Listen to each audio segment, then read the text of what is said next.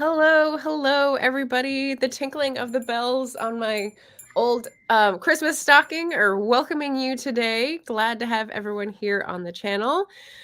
Please welcome Rachel D. Adams. She's the December featured author today. So say hello, Rachel. Hello.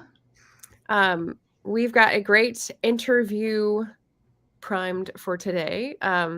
If you're new here and you're watching this on the replay, I am a historical fiction and fantasy writer and eclectic reader. So we'll have lots of points in common when we're talking about our reading background and writing background, it sounds like when I was just talking with Rachel on backstage, which is very exciting. So give us a taste of your books. Yeah, let's start with the books. You have Okay. two. I'll pop them up on the channel. Tell us what they're all about.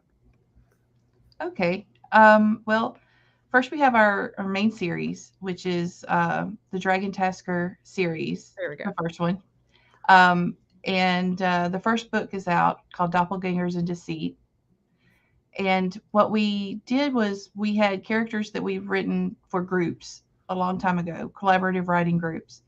And we just decided, hey, let's publish this stuff. And the characters are uh, a dragon who has to fit into a human world, so a dragon shifter, and he is a special agent for the supernatural group that kind of polices the supernatural. He's higher end supernatural agent called a Tasker, and then he is supposed to kind of obey this counselor because there is a group of counselors, one from each race, and they take care of all of the lawyering and the judging and things like that. And they meet up once a month, and uh, the problem arises when there's a little bit of a connection between this tasker and this human counselor that that I don't want to get too far into because I don't want to mess up the plot of the book. You're tingling my spidey sense because the book club book that I'm reading for Sunday, Amberloo, is about a fantasy series, like an alternate history, and like another 1930s, where there's someone who is a secret agent and he's in a relationship with the person he's supposed to be policing, who's a smuggler, and it's like ding ding Oh. ding. There's no dragons in it, but Well, very exciting. in this case, the protagonists are a human who is a counselor, and he's one of the legal people, and the actual tasker is he's the dragon, and he's also on the side of law. They're on the side of law, I suppose, is what you would say. Law Um, and order. and they have to figure out the crimes that are being committed, and it seems to be by doppelgangers taking over people's lives. Oh, that's where it comes in. Okay. Mhm. All right. Very cool. So before you describe the prequel or the prequel to the Mhm. series that you're going to explain it a little bit, I wanted to say hi to the folks in the chat who were so nice to come by and say hello. RC and Esty Houston. Booking the like button. Shannon is behind Oh. an effort to coin the term booking the like button for booktube. So that's what she's doing. Anita's here. I think Anita may have dragon shifters in her card of tricks, so that's very cool. Just Eva is here. Cool gamer. Hello. Hi, Paget Paget. farmer. Hello. Leo, hello. Oh gosh. Hey, Lots of everybody. two people. Hi, Rita. Hi, Jen. Yay. Cool. All right. So all these people are here to listen. You've just laid out the premise for Doppelgangers and Deceit. Yes. Give us the pitch for um the Pax Dragon, his Pax Dragon. Yes. The Pax Dragon is actually a prequel.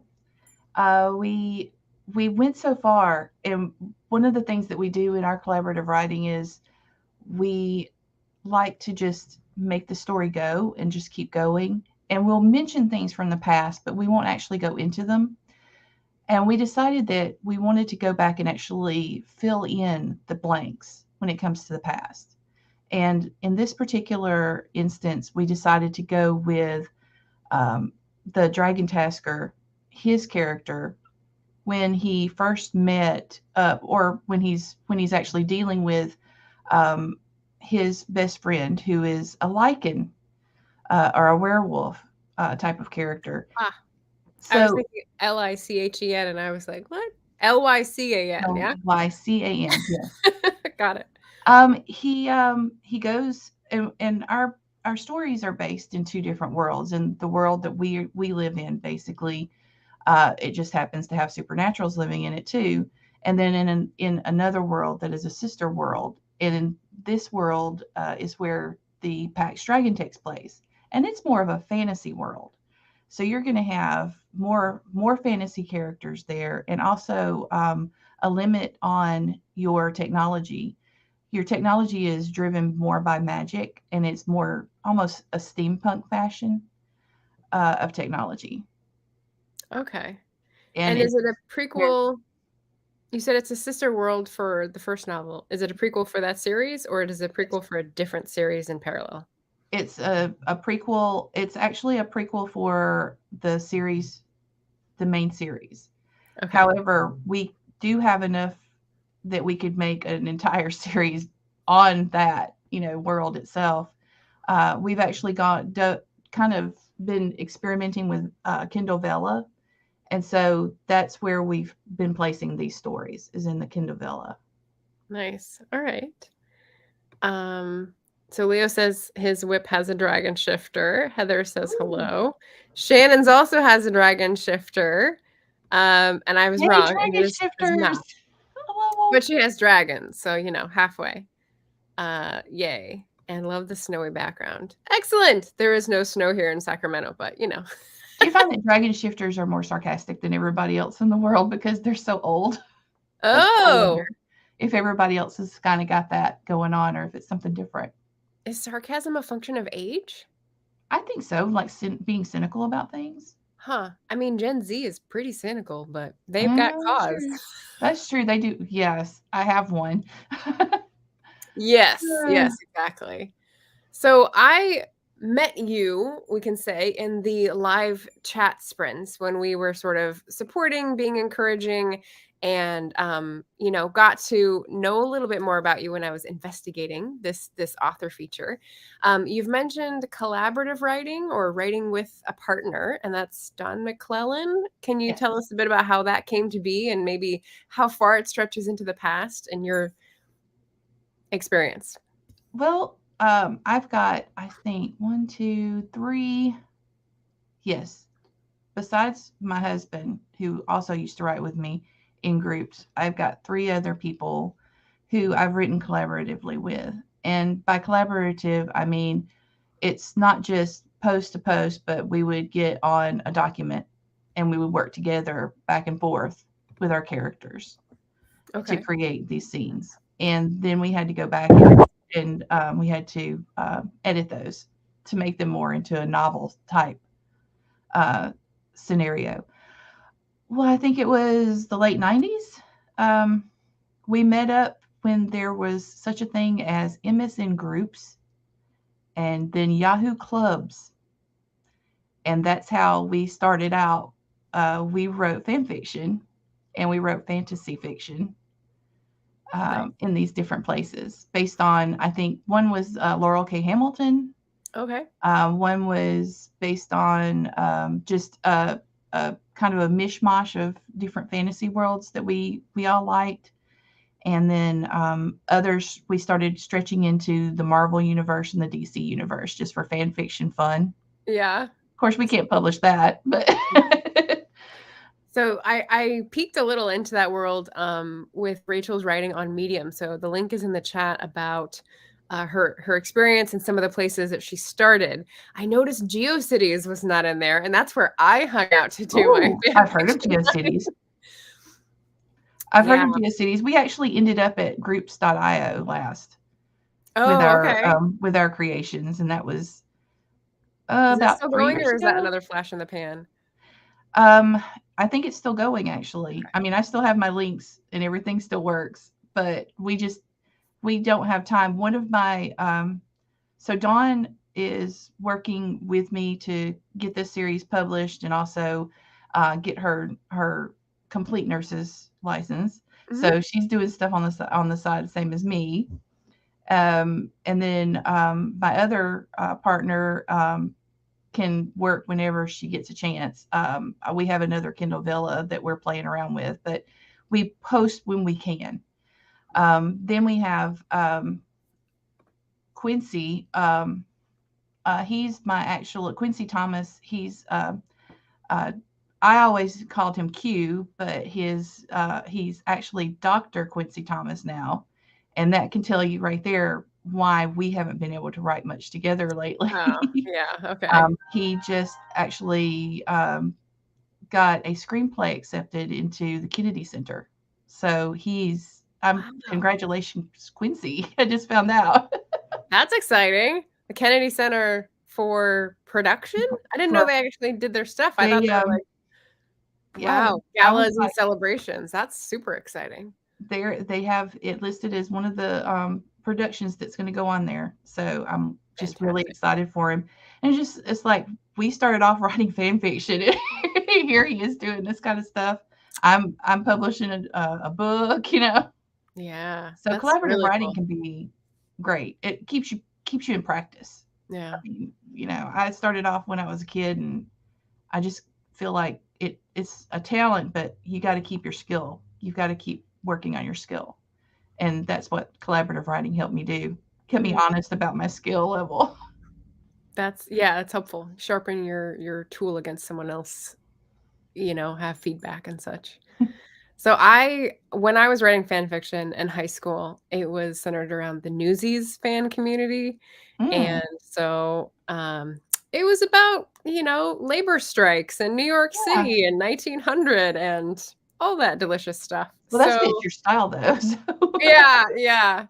But the thing was, no one in my high school was into that. I had one friend who was, and she was a long distance friend, long distance meaning like Southern California to the Bay Area. And we met at camp. Like, how Mm. old am I right now?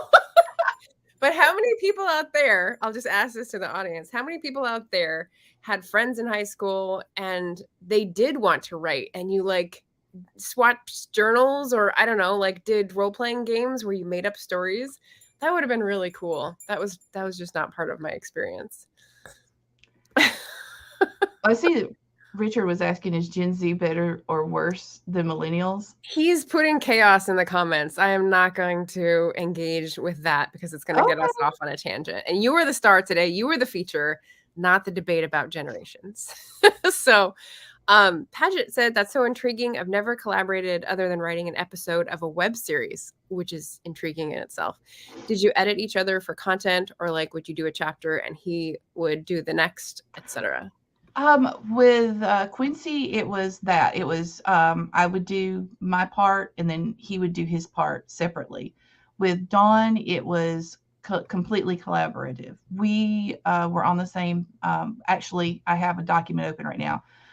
We're on the same document and we're line editing each other. We're also pointing out things. Oh, this doesn't fit. This doesn't work. And then there are times when we're just like, you know what? We're just doing this for fun today. Don't worry about it. And we'll just write for fun. Kind of a stress relief. Nice. Oh, speaking of stress relief and Barrett Laurie being in the comments, I will just take this opportunity to note that tomorrow night we are going forward with our holiday karaoke. So Barrett and I switched hosting. AuthorTubers host karaoke on our channels. Tomorrow is the holiday edition, so you can bring all your toasty marshmallows and Oh, evergreen scented candles if Desiree is listening. We'll just be, indulging in some holiday favorites and or any other fun songs that help you get the stress out because, after Nano, everyone's just sort of coming down I think like, so. gracefully. Yeah. So that will be on my channel tomorrow, Saturday night at 7 p.m. Eastern. If anyone is interested, you can join us on stage. Thank you for coming, Barrett. I know you're ill. Yeah, I hope you get better. Yeah. So tell me a little bit about where you grew up and if that had any influence over the topic that you chose and you have stuck with to publish. So Dragon Shifter, complicated spy allegiances, and queer romance, and then like where'd you grow up? What kind of tradition is your background? I grew up in central Alabama, and it was very rural and conservative and very controlling. Um, we we saw that and it grew up with it, and I would just escape into my own world, and that's where um, part of my writing comes from. Also, the fact that it was so conservative that I wanted to explore I wanted to explore things that were not allowed, things that were looked down upon in my writing. And Mm. so that's where I started getting into writing about different sexual behavior, different genders, and also not just leaving it at, oh well, it's going to be a him and a her, and they're going to live happily ever after, which was what I was taught all the time. And upon having children and being married for a while, you realize that does, that takes work. That's not really, realistic. So that also filled in the rest of the void there for my writing. Is I try to have kind of, even though it's fantasy and urban fantasy and stuff, I try to put some more realistic ideas in there about relationships and stuff that don't often, or at least where I came from, they didn't get brought across. Yeah. I also like to lean on cultures and religions. So every one of our characters has a different culture that they come from. They have different religions, different beliefs, and that might pose a challenge to what they do in each novel. Mhm. Interesting. All right. Well, I like that second part I definitely have in my trilogy. The first part I think didn't come until much later for me, like looking into what is not the norm, because like it took me a long time to realize, oh, here's my little bandwidth and there's so much more of the world, you know? Right. Yeah. Yeah. Right. Um, It took college. It took actually I started in high school because I had friends that were more fringe compared to the mhm. mainstream communities. And so that started it, and then I went further into college and realized, wait a minute, there are whole this is not the only thing. Right. It's like when you realize you're one planet in a solar system in a galaxy and a billion galaxies, and you're like, Yes. oh, Okay. oh, yeah, totally. Ah. Um, how about I'm trying to like skip some questions to get at what we're sort of diving into here. Um, who do you envision? Who do you envision as your reading audience? So I've dropped a link for the book that you have out to pay for because that's fun to get paid for your writing. Right. So Doppelgangers and Deceit, and people can choose their platform with this link. I love books to read as well. But who do you envision would really find this story and enjoy it?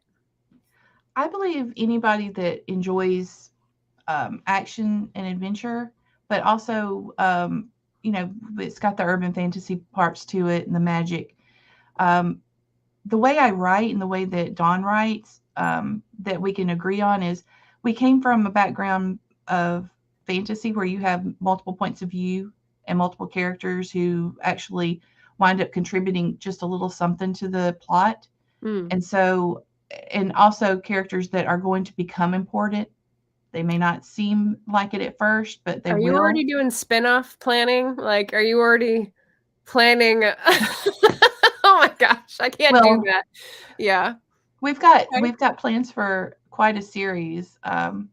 We've got at least 5 books that we know of. We've just got to put our heads together and get the Put edits it on the done. planner. Yeah. The edits are, whew, killer when you Yep. do it, when you do things a certain way and you don't realize you're actually going to publish it, and then you realize, oh wait, we are going to publish this, and you have to go back through. It's almost like rewriting an entire book. Yeah. So Yeah.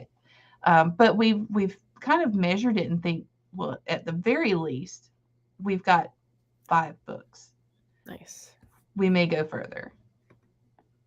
Because one of my favorite authors is Anne Rice, and that's one of the things she does. She doesn't just focus on the one. She focused on Lestat for a lot of her books, but Mhm. at the same time, she did have books about Pandora, or different characters that she had in there, Armand and some of the others.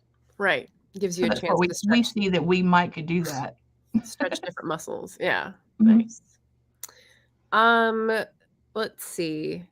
Where can readers find your work? We just got the books to read link, and how have you found working with those platforms? So tell us a little bit about the difference between one book and the other book and where people can find them. I went ahead and made the prequel my reader magnet, so it's actually free as long as you sign up for a newsletter. Um, I am the author that's kind of taken on the main role. So if you sign up for it's going to be my newsletter, but Dawn is my co-author on this book. You can get that one for free. The other one we've talked about it, and I decided we should go with at first draft to digital because we wanted to go wide. Mm-hmm. I have friends and I have contacts that are in the EU and the UK, and I just wanted to make sure that they could get it too because we've been friends for a long time. As a matter of fact, one of my friends is Peter Bradley. He's an artist, and he worked with Ed Greenwood and some of the other big names in fantasy, and he's the one that introduced me to groups to begin with, and we've kept in contact, and he lives in the UK. So I was like, okay, we want to go wide so that we can get to our friends too. And we did that. The I would say draft to digital, now that it also has opened the doors for Smashwords. um, it's pretty good. You can decide what you want to with just check boxes. You can decide where you want to publish through them and where you don't.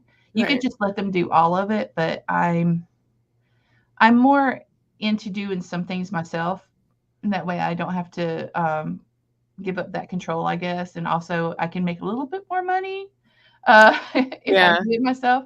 So I put my book myself on Google Play and Oh, okay. on KDP, on let's see, Apple, and Barnes and Noble. And then I had to just make sure that I didn't overlap when it came to draft to digital, when it came to KDP, especially. Amazon. Yeah, Yeah. yeah.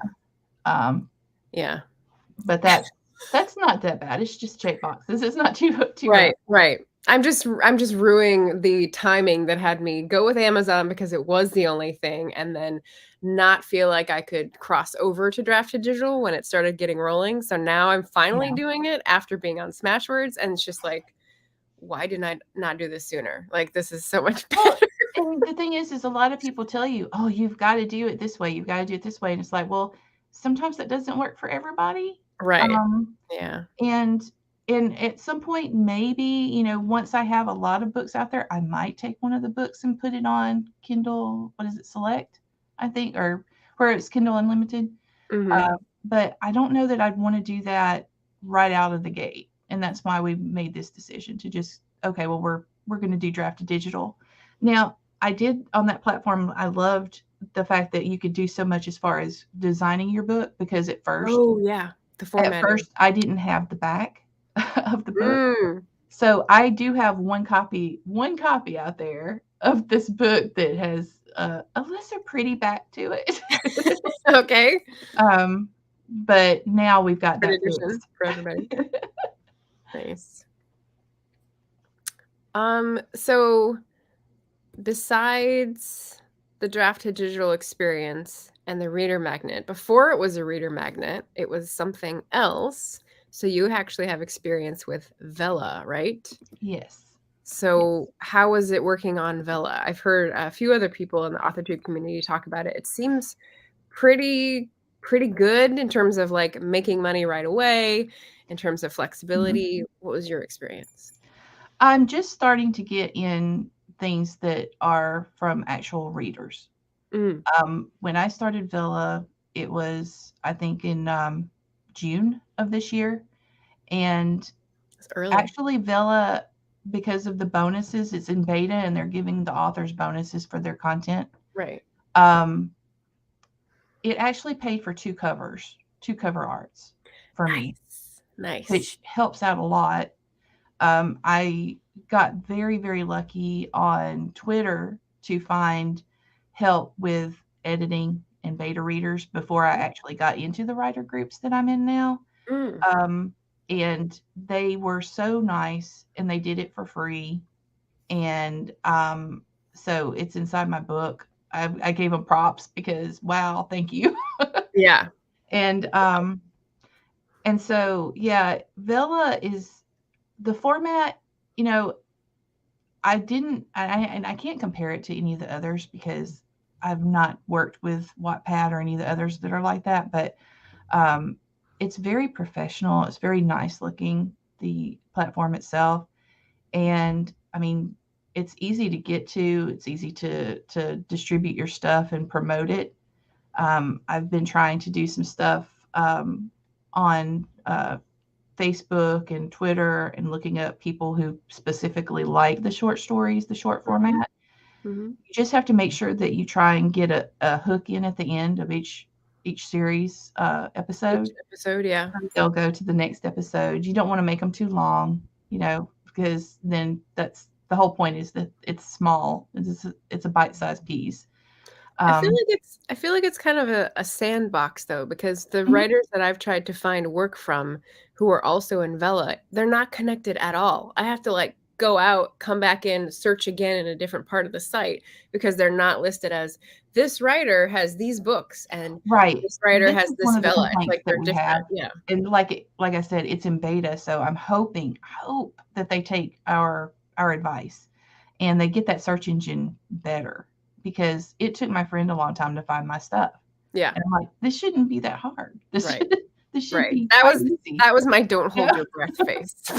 Mm, Yeah, yeah. yeah. But So yeah, that like I said, it's the beta version. I'm not sure how long it's going to take them to get those kinks worked out. yeah.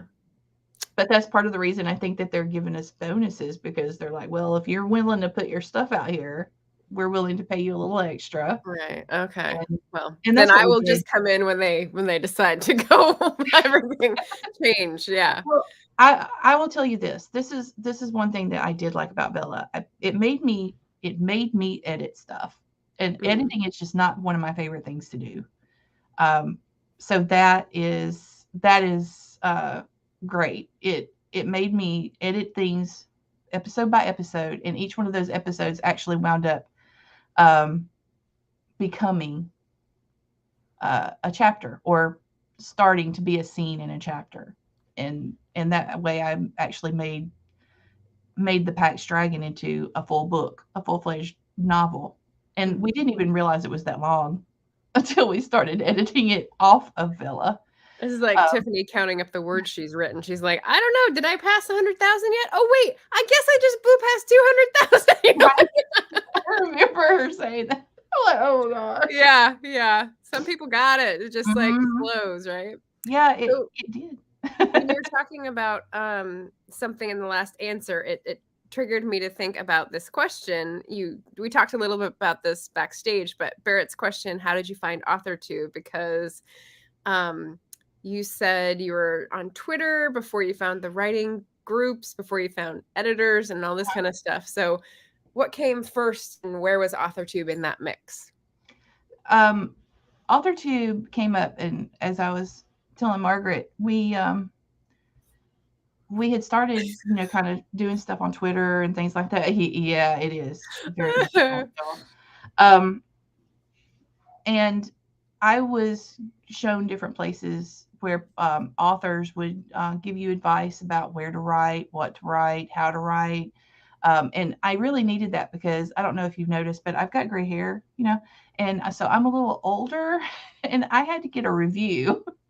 And so that's how it started. I started looking into AuthorTube that way. And then I took Sarah Cannon's course, and her course with heart breathings and published Thrive and HB90, I Mhm. noticed there were people doing sprints, and I'd never even heard of a sprint until I think, like I said, I think it's February or March of this year, and I You're was like, like, okay, "Sprinting, who wants to do that?" right, yeah, It's right. cold outside. Oh no. And Yeah. so I went and looked, and I started realizing, oh, you can talk during the breaks, and you can kind of network and help each other, and I was learning so much at these sprints. And so I even wrote a Medium article about that because I was just like, hey, hello. Ooh, I wanna find that one. I don't think I saw that in the first page or 2, so yeah, I'll go back and find that. But that's how I found AuthorTube. Was I kind of just followed the rabbit hole, and I found all of you guys. It was like, oh, look, there are people out here that understand the struggle, as in editing is horrible. Right, right, Tool of the devil, exactly, Mhm. exactly. Um, so I have a question that's sort of a lot of questions mushed together, but I think people will be very interested to know. You've talked about Vela, you've talked about Medium, you've talked about Twitter, you've talked about Draft to Digital. You've been on a lot of platforms and like sort of seen how the games are played on different sandboxes, let's say. So I know you're a lot of different places. What's something you would drop doing tomorrow if it wasn't helping the author business? Like, what's your least favorite thing to do? And then we'll get into more positive stuff. Um, Something that you didn't say. Actually, I work my money making job is, and the job that we're hoping will help get our future going because we have lots of plans, me and my husband, is writing articles, content creation for websites and stuff. Freelance writing. Gotcha. Yeah, Yeah. that. If I could get rid of that, I would be so happy The thing because, you do for money. Look at yes, that. I yes, wonder why. the thing I do for Got the to pay you to most do it. money. Yeah. Yeah, that's it's just it's a lot of time, and it's a lot of research because you Mm, want to make sure that you do quality work, and you make sure that you and I've learned a lot doing it. Believe me, I things I didn't know were a right. thing. Um, we we've come up with several websites, and then we've had to leave several websites. You know how you learn and you realize, nope, that's not going to work. And yeah, that was that. I think that would be the one thing that if I could not have to do that, then I wouldn't do it. Um, All right. but that's usually what you make the most on freelancing Right. doing. Okay. Then, out of all the platforms you're on, which is the best for engagement? Which do you get the most interaction with? The most interaction would be, it used to be Twitter, but right now it's really, mm, I used to get a lot of engagement on Twitter. Mm, And a lot of it was writing people and also readers, not just writers. hmm But at this point, it's kind of iffy. I've gone days without getting anybody reacting to anything, Yeah. and that's kind of sad considering where it used to be. Right. Um, I do get a lot of engagement on Facebook, but when I go and get a lot of engagement on Facebook, it's going to be when you actually join and participate in groups. Right. That's the only way anymore. Yeah, you don't get, or I won't say you don't, but you don't get a lot of engagement if you're just there. You have to participate in your groups, and you have to, promote other people, and you have to go in and actually, like I'm in several paranormal, romance, and urban fantasy groups, and also Vela groups.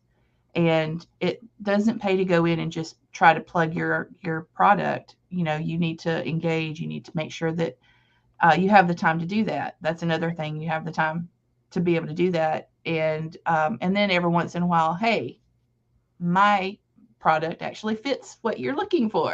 Right. Right. Yeah. So that would be how that works. And I've gotten a lot off of Facebook, believe it or not. Not as much off of Instagram, Hmm. but I'm not a avid poster. I don't do all of the really pretty reels and videos and stuff. Anyone in the I've comments love tried. making pretty graphics? Yeah, yeah, yeah. I like Canva. I like, playing around with the videos and stuff. Here's another thing that I found funny, and I don't know if we're going to have it much longer, but TikTok, you would be surprised at the views you get as long as you use the right hashtags. See, I have not done I've anything with gotten, hashtags on TikTok. I've just been like accruing and sitting on the audios that I want to do and the people that I'm following. I keep following more people for more examples, but yeah, hashtags, I have no idea. I don't pay attention to them. yeah. If you look up the appropriate hashtags for what your content is, I've gotten in one day like over 200, which is good for me. I feel, That's what mine I'm peak not at. Yeah. famous or anything, so like 200, 300 in a day, and you're just like, wow, what happened? Right, right. But yeah, it does take a little bit of work because you're doing videos again, and Yeah. Barrett says a lot of my Twitter folks are hard to find. I don't get served them in my timeline. I miss more of the algorithm writing community vibes. Yeah. yeah. And there's also people that Thank you. Barrett caught my gotta learn hashtags too face. Thank you. We'll freeze that moment. Yeah. So one of the things that I've heard social media folks say, or corporate folks say, is that, well, at least let's get our name and squat on that sort of property, even if we're not going Mhm. to go into it. And Yeah. I'm just like, that gets you nothing. Lurking on Facebook groups, on Twitter, like monitoring things, unless you have the time to participate and post so that people know who you are and go, oh, have a positive association with seeing your Mhm. avatar. You're wasting your time. Yeah. And also writing groups don't you they're trying to sell something too. They're in the same boat as you're in. So Mm, don't just rely solely on your writer groups. I've had people complain about that, and I'm like, well, it's a group based on writers, isn't it? It's not readers. yeah. So really remember to look for your readers and engage in those communities. Mhm. I think the one community that I haven't gotten much of anything from, and from some of the horror stories I've heard, I don't know if I want to, is Goodreads. Oh, Um, yeah. No. yeah, I'm like, they Shut seem the door and tough. walk away. They seem tough. I finally got my author stuff on Goodreads, but I've not overly, pushed anything on It's not Goodreads. an author space. I think that's pretty clear at this point. It's just like they don't want authors to do stuff there unless you're, a multi-million dollar per year kind of name. Yeah. So, yeah. All right. What about the most fun of all the platforms? Which is the most fun to post on? The most fun to post on has been, I would say, hands down, Villa. I just Oh, really, okay. really The one like where you it. actually like polish something and put Yeah, it up. you polish something and put it out, and Okay. All right. So that gives I us a just little wish it insight into was your I just character. wish it was more. I mean, I wish I had more readers there. Hint, hint, hint. But, it's just a matter of, it's a lot of fun because you're not hooked into a full schedule on that, but you can put what you want and you can work on it, and and then edit it, and you have the option as an author to, okay, well, in 90 days I want to make sure that I can do something with this other than Vela, and you can just say, okay, well, I'm taking this information here, 90 days from now take it off of Vela, please. Right. So, and they'll do that, and Right. it'll no longer be exclusive. um as far as like the fun part of social media platforms, I don't know. I'm I'm just there for learning stuff, really. I've had people say that they've had really bad experiences on Twitter. I've not, but then I've not put my neck out there on certain algorithms that might lead me down that hole. Mm. I kind of keep it to a certain place, and I don't post anything or react to anything that's going to be negative if I can help it. You're trying to angle it to stay in the niche that it is so that it Yeah. doesn't get out and like attract a negative attention, right? Right. Yeah. Right. Understanding the algorithm stuff is hard. Um, Okay, so in terms of speaking of that niche and some of the things that you put forward as what you write about, I'm going to jump to my how do you approach writing diverse characters and stories? Because on the publishing side, you've just said that, you try to find that audience and keep those accounts trained on that audience so that it's a safe space.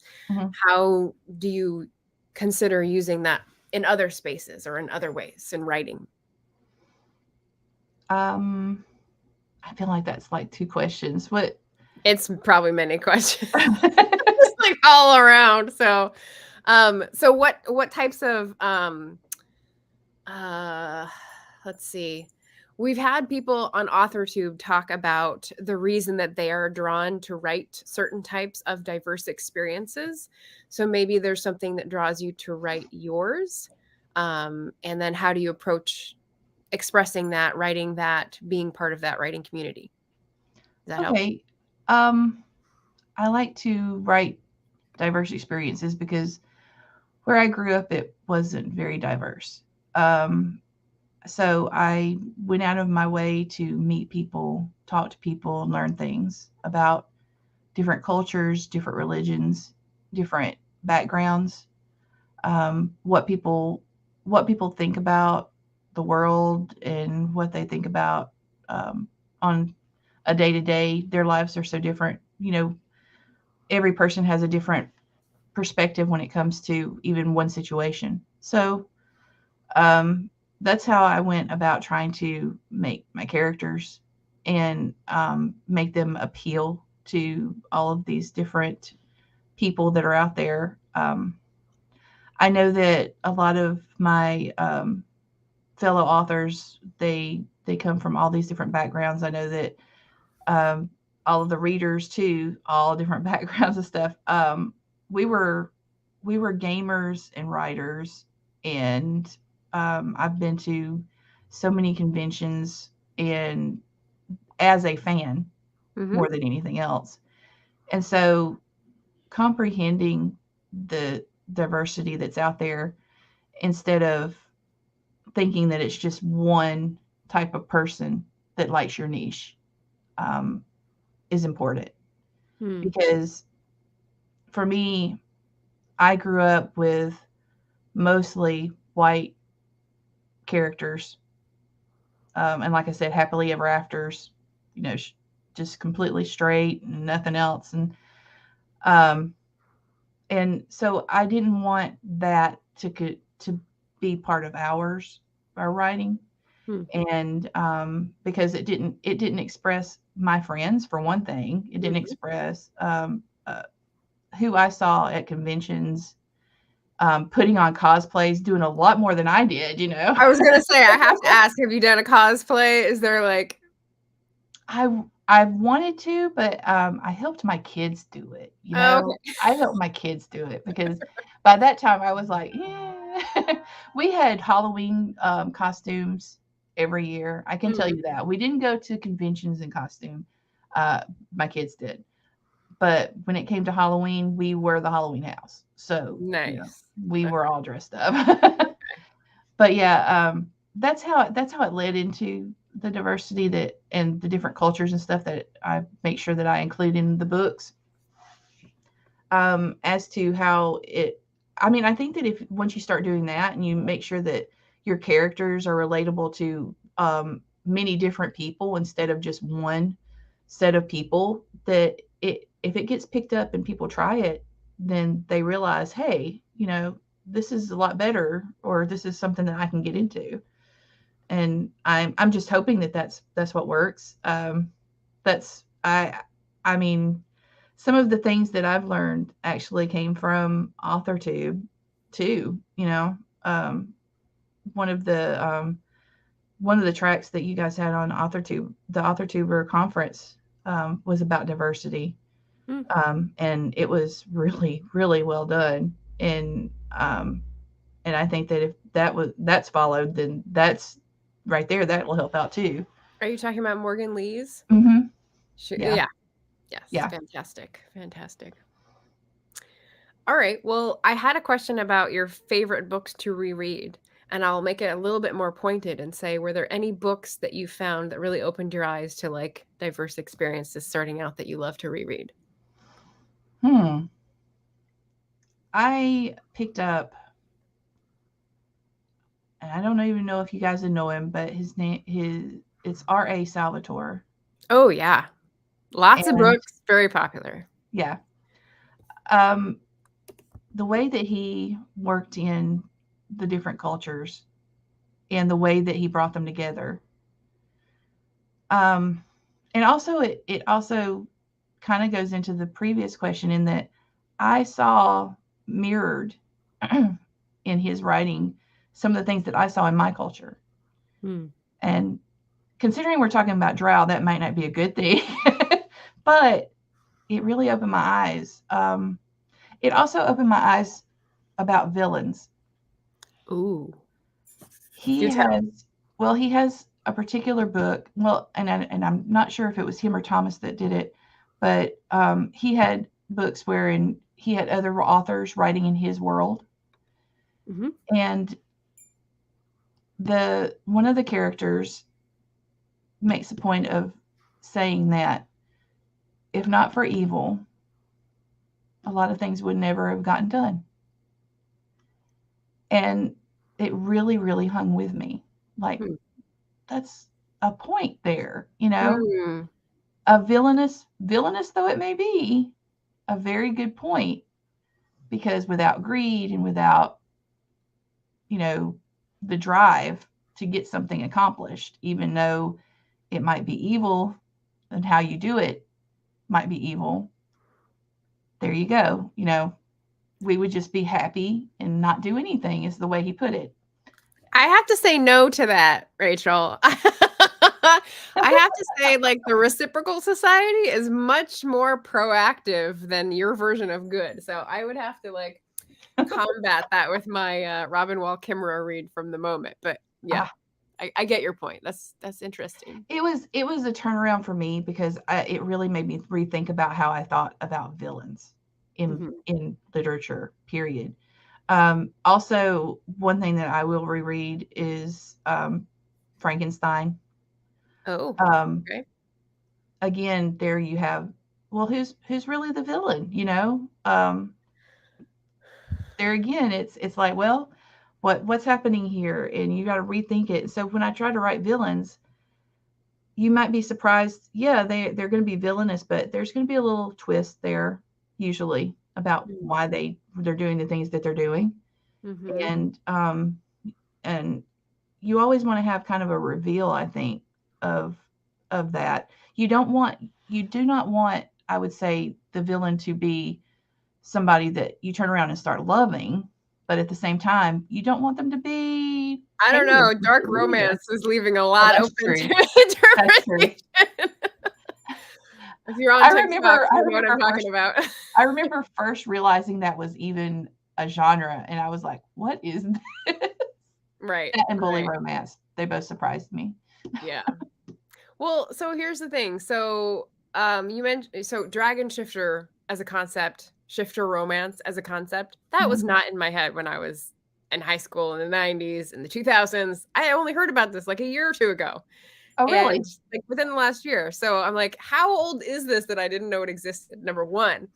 And then the whole like gray moral villain has a backstory that's worth listening to thing, like that's been only the last couple years. But maybe I'm just like way late to the trend.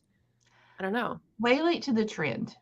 Um, Okay. those of us who read comic books know that Oh, there are okay. plenty of characters, yeah, that have that moral gray edge to them.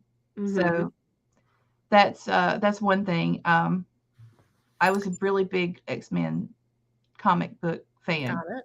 Hmm. Magneto had a heart-wrenching story Hmm. behind why he's a villain. Hmm. And so that was one of my favorite stories when it comes to Okay. villains. You make the Excellent. villain, you put them make them human. At one time they were a kid that lost their parents. Yeah. So Yeah. whether that was through supernatural means or not, that that helps out. Also showing a villain in a doing something that is not normally a villainous act, and actually showing compassion, that can throw a reader for a loop. I've seen that played out. Do you read V.E. Schwab? Mm-hmm. Yeah, I like some of her stuff. Interesting. So someone was talking about villains. It might have been Shannon recently, and I was like thinking back to my books, going, I don't write villains. I just don't. I'm going, wow, maybe I should put myself into a like crash course of dark romance or like TikTok recommendations to get over that, because obviously like Barrett, I those graduated in '93. high school. Yeah. Okay. High school in the 1990s, that would make us old. I graduated in 99, so I'm like a little behind you. But Yeah, yeah. I really loved the villains in the anti-hero stories in a lot of Mm. those books. And actually, I'll go back to Salvatore even, because his villain of Jarlaxle is a perfect example of somebody that you can get behind, and in some of his books he's actually focused on that person as a main character, and they're a villain. So Mm. yes, Magneto and Batman. Are they in different universes, like Yes. copyright-wise? Okay.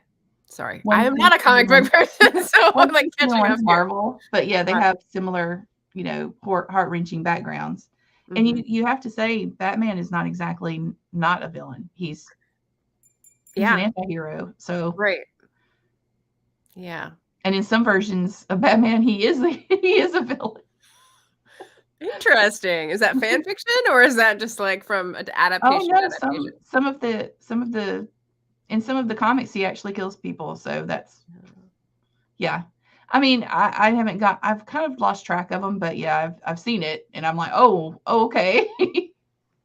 Yeah. Very Mhm. interesting. Both struggle with how to deal with loss and ability to exact or extract vengeance. Yep.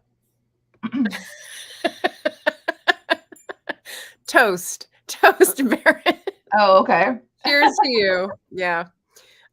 So we're getting close to the end of our hour here, and I haven't gotten through all my questions. We do have some like rapid fire questions, so maybe we'll end on that note.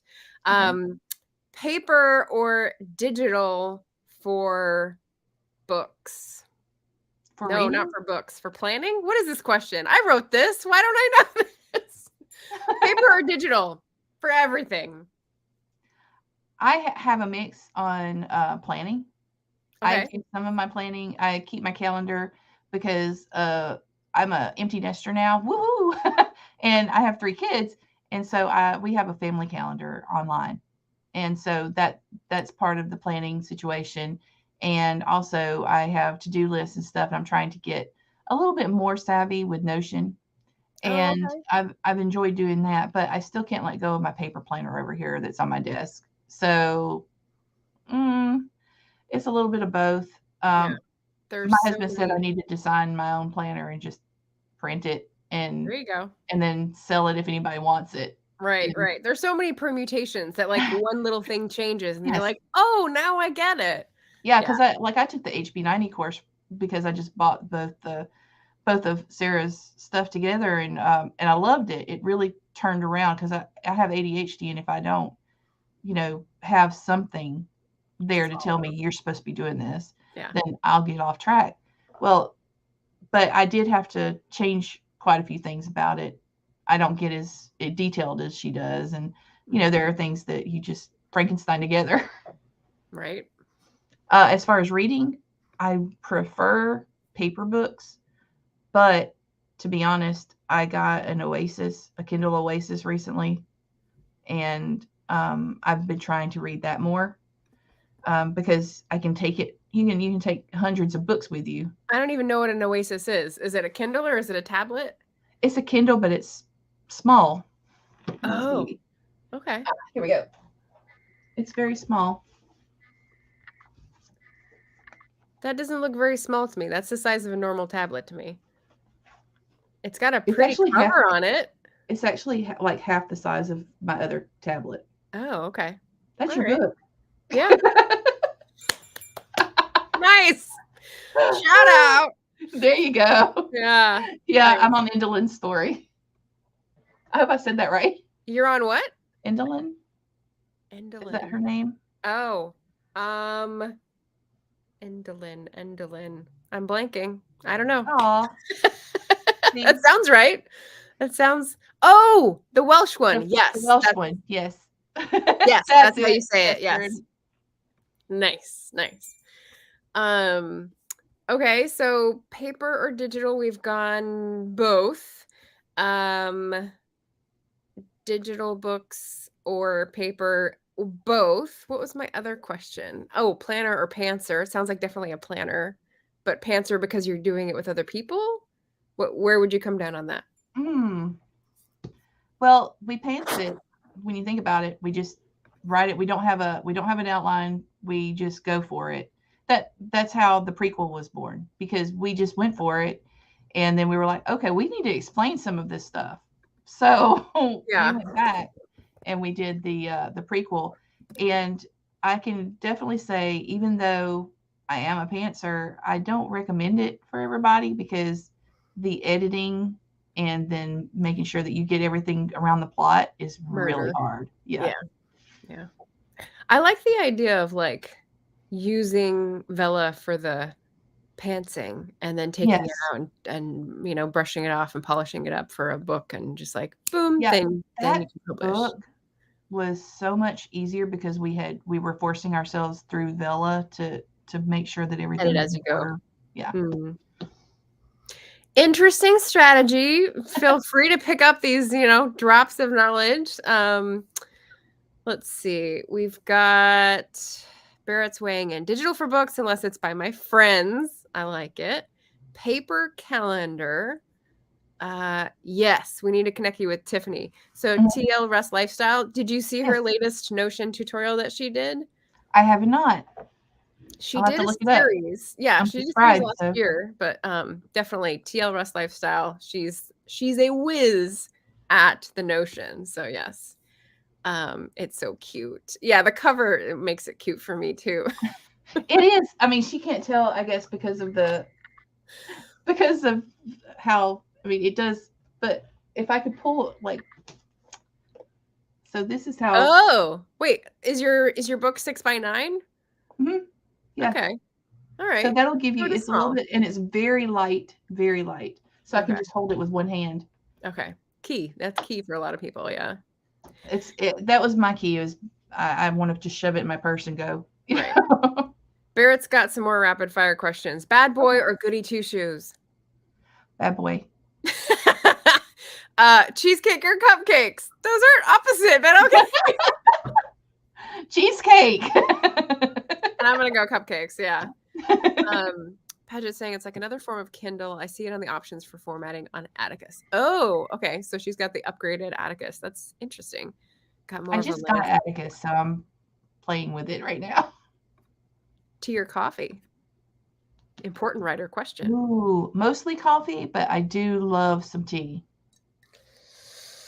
I Or love tea too. hot cocoa with marshmallows. Ooh, that's a good. Okay, so have you ever put pepper in hot cocoa? I have not. That's good. You don't think it's one of It's those like things where putting you butter don't in think it would be coffee. good, It's like but it's good. nice. Yeah, we need Uh, food. perspective made the book look huge. Yeah. All right.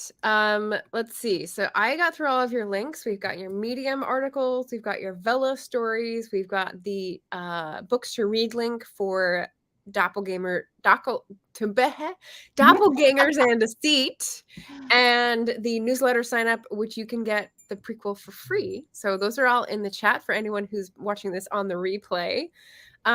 What's the next thing people should look for from you? The next thing that we're working on right now is book 2. We've actually already got the cover art done for it, and it is gorgeous. You're going to be introduced to 2 new characters that I mean, are these are amazing. already gorgeous. Yeah. And it's the same artist that did Doppelgangers and Deceit. So Sweet. she's Donica. If you ever look up Art of Donica, she's Mhm. great.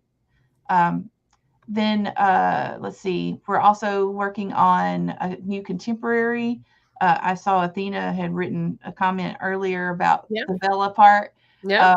She's my partner in the contemporary romance section, but it's kind of Oh, an okay. action adventure romance about pirates. And I didn't give you that link, but it's something I can add later. Okay. Nice. But those are two of the things that we're working on hot and heavy right now because I really want to get book two out in the first quarter, hopefully like the end of March at the most.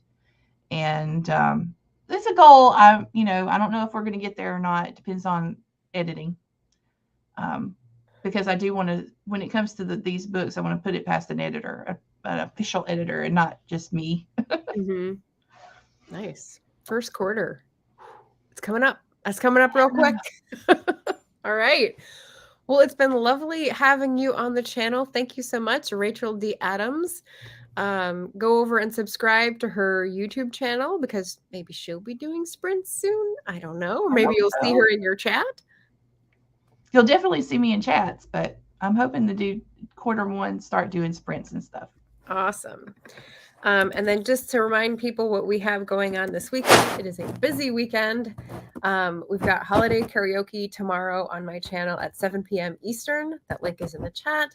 And then on Sunday, right after, I have my Patreon book club offline for anyone who's signed up.